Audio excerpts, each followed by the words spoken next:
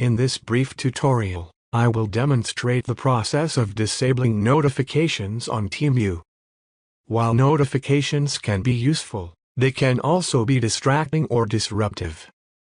If you wish to cease receiving notifications from Temu, kindly follow these simple steps. Launch the Temu application. Tap the U button located at the bottom center of the screen. Select the button situated at the top right corner. Once you are directed to the settings page, tap on Notifications. Subsequently, tap Edit for the specific notification you intend to disable. As an illustration, let us disable some of notifications. To achieve this, simply move the slider all the way to the left and select None. You can repeat this process for any other notifications from Temu. Upon completion of these steps, you will no longer receive notifications from Temu. Thank you for your attention.